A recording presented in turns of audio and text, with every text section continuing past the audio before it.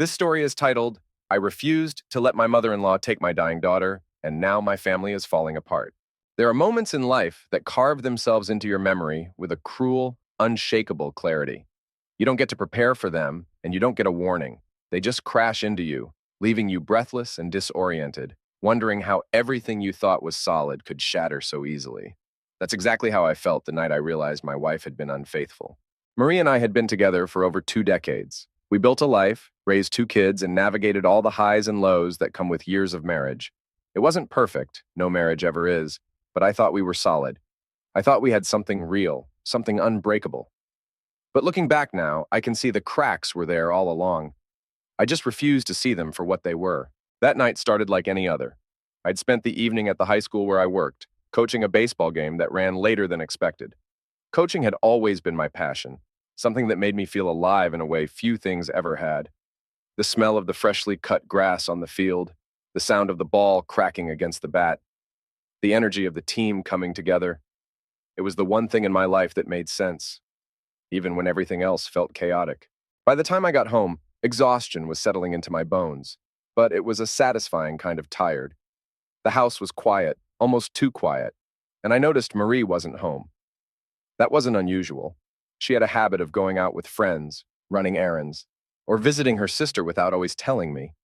It never really bothered me before. I kicked off my shoes, let out a slow breath, and wandered into the kitchen, already thinking about a shower and maybe a late dinner.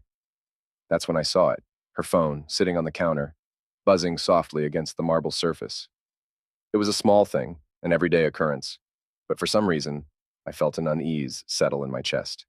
Maybe it was the way the screen lit up in the dim kitchen, casting a pale glow across the counter, or maybe it was something deeper, something instinctual. I glanced down, not intending to invade her privacy, but my eyes caught the message preview, and suddenly it was impossible to look away.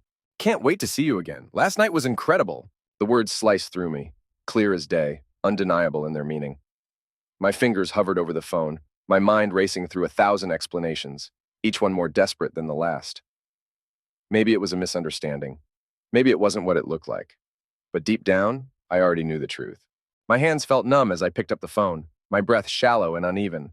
I told myself I shouldn't look, that whatever I was about to see would only hurt me. But the need to know, to really know, was stronger than reason. So I swiped up, entered the passcode I had seen her type in 100 times before, and let the screen unlock a reality I wasn't ready for.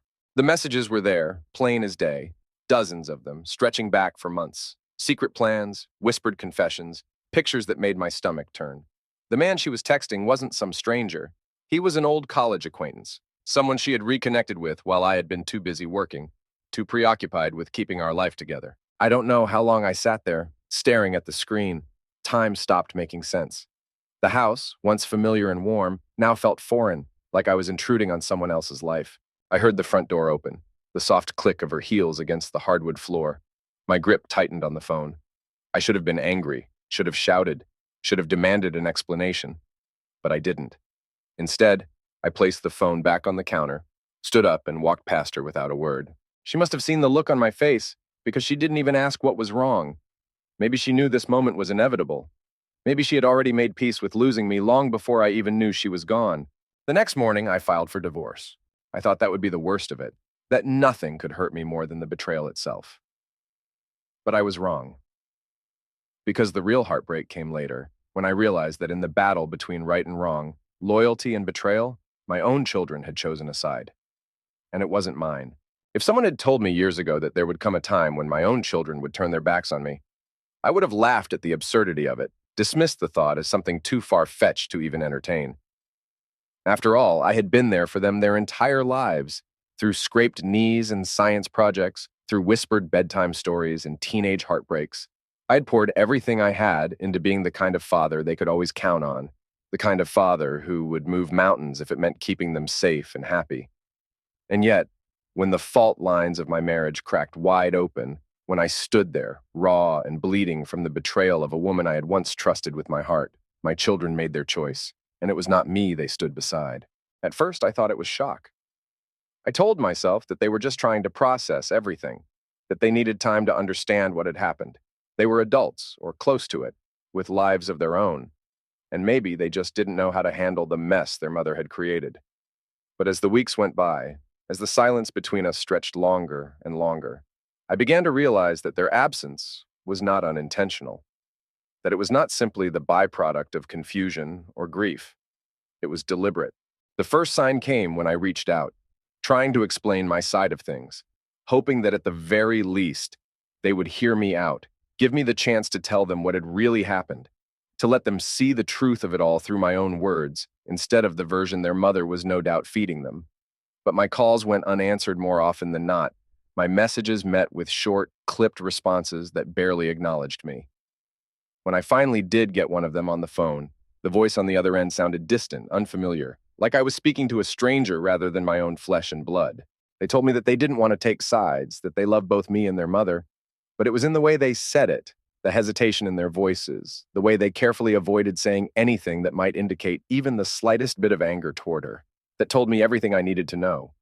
They had already chosen. They just didn't have the courage to admit it outright. And the betrayal, in many ways, stung deeper than the one I had suffered at the hands of my wife. Because I could understand why Marie had done what she did: selfishness, boredom, a hunger for something new, something exciting. It was wrong, it was cruel, but it was human. But my children? They were supposed to be my anchor, my reason to keep going when everything else had fallen apart.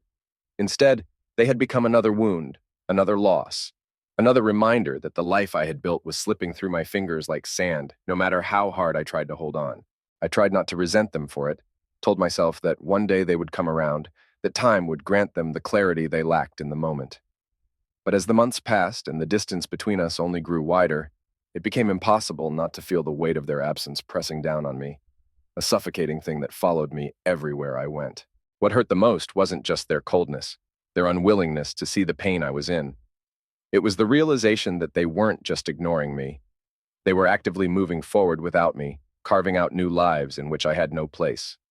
I wasn't invited to my son's wedding, wasn't even told about it until after the fact, when I saw the pictures online, my ex-wife and her new husband smiling in the front row, while I, the man who had raised him, was nowhere to be found.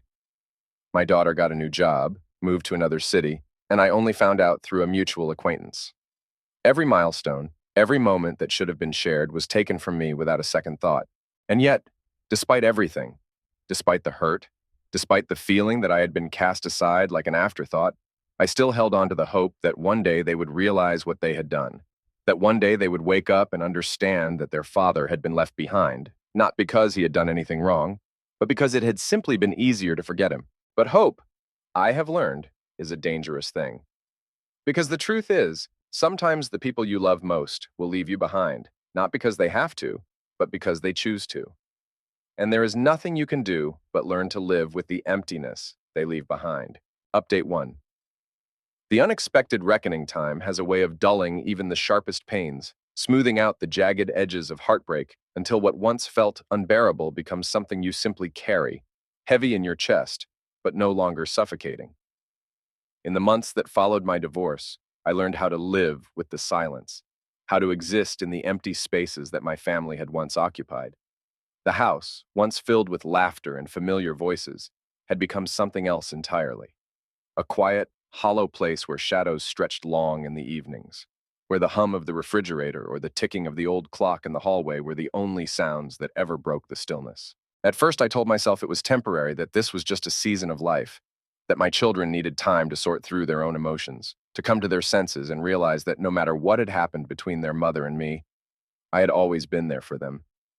I held on to the hope that one day, out of the blue, my phone would ring and I'd hear my son's voice on the other end, casual and easy, as if no time had passed at all, as if the months of distance had been nothing more than a misunderstanding. Or maybe it would be my daughter, reaching out with an invitation to visit, a small olive branch that would allow us to start putting the broken pieces back together. But hope is a slow killer when it's left unanswered. Every day that passed without a call, without a text, without even the smallest acknowledgement of my existence, chipped away at what little optimism I had left. And then, just when I'd finally started to accept that I might never truly be a part of their lives again, when I'd begun to convince myself that I needed to move forward instead of waiting for something that might never come, something unexpected happened. It started with a knock at my door, sharp and insistent, breaking through the quiet of an otherwise unremarkable evening. I hesitated for a moment before answering, caught between the curiosity of who might be standing on the other side and the instinctive wariness that had settled into me over the past year, a defense mechanism against yet another disappointment. When I finally swung the door open, I found myself face to face with my son. For a moment, neither of us spoke, the air between us thick with the weight of unspoken words, of time lost, of all the things that should have been said long ago but never were. He looked different than I remembered, older maybe, or perhaps it was just that I had never seen him like this before, his shoulders tense, his expression uneasy, as if he were carrying a burden too heavy to bear. I stepped aside, wordlessly inviting him in, unsure of what he had come for, but unwilling to turn him away. He moved past me hesitantly, his eyes scanning the room as if searching for something familiar, something that might make this easier. Then finally he spoke. He told me that things with his mother hadn't been as perfect as he had once believed, that the man she had so quickly replaced me with wasn't the person she had made him out to be.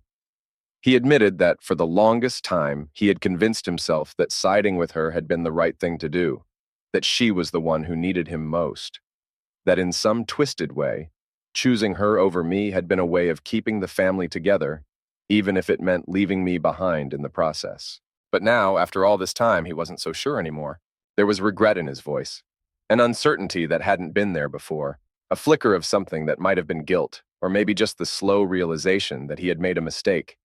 And for the first time in what felt like forever, I saw a glimmer of the boy I had raised. The one who used to run into my arms when he scraped his knee. The one who used to sit beside me in the evenings, asking questions about the world like he truly believed I had all the answers. I wanted to be angry. I wanted to demand why it had taken him so long, why he had let me suffer in silence for so many months while he played the role of the dutiful son to a woman who had never deserved his loyalty. But as I stood there, looking at him, I realized that anger wouldn't change the past. It wouldn't bring back the time we had lost, wouldn't erase the nights I had spent staring at my phone, hoping for a message that never came. So instead, I just listened. And when he finally ran out of words, when he looked at me with uncertainty in his eyes, as if unsure of whether he even had the right to be standing there, I did the only thing I could. I told him he was always welcome, that no matter how much time had passed, he would always be my son. Because at the end of the day, forgiveness isn't about who was right and who was wrong. It's about choosing to let go of the weight that keeps you anchored to the past, about recognizing that sometimes people make mistakes, and that if they're willing to make things right, you have to be willing to meet them halfway. And so, as he sat across from me in the living room, his hands clasped together as if bracing himself for whatever came next, I realized that maybe, just maybe, this wasn't the end of our story after all. Maybe, in some small way, this was the beginning of something new. Final update. A new beginning. Amidst the ruins. There are moments in life when time seems to fold in on itself, when memories, long buried under the weight of heartache, surface with such clarity that they feel indistinguishable from the present. Sitting across from my son that evening, I found myself caught between the past and the moment unfolding before me, between the father I had once been and the man I had become in the absence of my family. It was a strange, almost surreal feeling, as if I were standing at the edge of something fragile, something that could either crumble beneath the weight of everything left unsaid, or finally begin to rebuild itself, one careful step at a time. For so long, I had resigned myself to the idea that my children had made their choice, that whatever bond we had shared had been severed beyond repair, not in some single earth-shattering moment, but in a series of quiet betrayals, in the months of distance, in the silences that had stretched between us like an unbridgeable canyon. And yet, here he was, sitting in my living room, a man now rather than the boy I had raised, carrying the weight of his own regrets, his own mistakes, his own understanding of the consequences of the choices he had made. I listened as he spoke, his words slow and deliberate, as though each one carried a burden he wasn't sure he was ready to unload. He told me about the months following the divorce, how at first it had felt natural to side with his mother, to offer her his unwavering support because, in his eyes, she had been the one who had needed it most.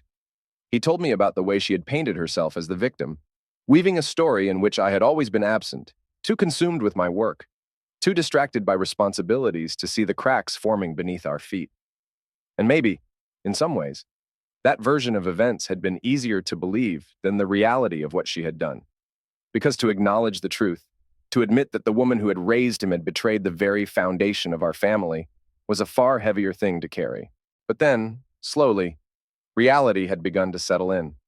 He started noticing the way his mother had so easily moved forward, how the man she had chosen over me had taken my place, not just in her life, but in theirs. He saw the way she had rewritten history to suit her own needs, the way she had twisted the past into something more convenient, something that absolved her of any guilt while casting me as the inevitable casualty of a marriage that had, in her words, run its course.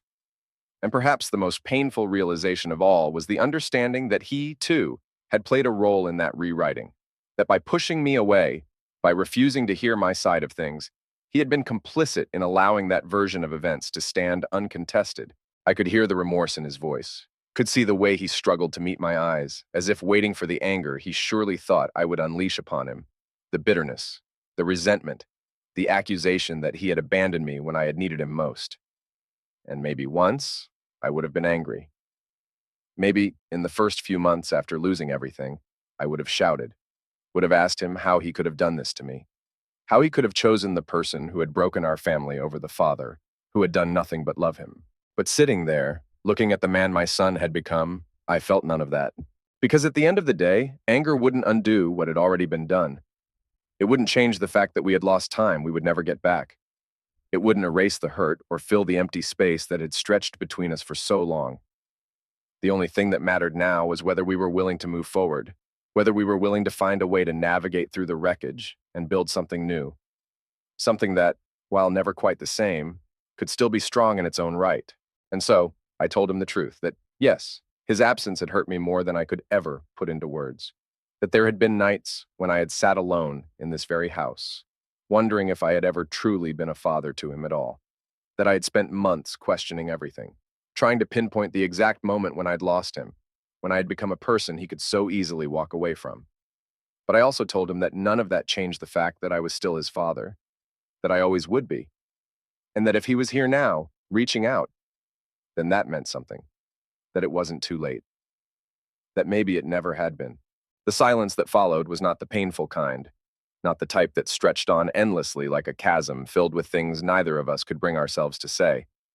Instead, it was the kind that felt full, charged with a quiet understanding, a mutual recognition that while the road ahead would not be simple, it was one we could choose to walk together if we were willing to try. In the days that followed, my son's visits became more frequent. At first, they were cautious, careful, as though he was testing the waters, unsure of how much space I was willing to give him, how much I was willing to let him back in. But over time, the hesitation faded. We talked more about the past, about where things had gone wrong, about the things we had both failed to see. But more than that, we talked about the present, about the life he was building, about the things that mattered to him now. Slowly, bit by bit, we were learning how to be father and son again. My daughter, on the other hand, was a different story. She had always been more like her mother, headstrong, stubborn, unwilling to admit fault even when it stared her in the face. She had not come to my door, had not reached out with any words of regret or reconciliation. And maybe she never would. Maybe the damage done between us was something that could never truly be undone. But if there was one thing I had learned, it was that healing does not come all at once. It happens in pieces, in small moments, in tiny victories that build upon one another until one day, without even realizing it, you look back and realize that the weight you have been carrying has finally become just a little bit lighter. And so, for the first time in a long time, I allowed myself to feel something I had almost forgotten existed. Hope, not the kind that clings desperately to an outcome, that waits endlessly for the past to be rewritten, but the kind that accepts the reality of what is while still daring to believe in what could be. And maybe, just maybe, that was enough.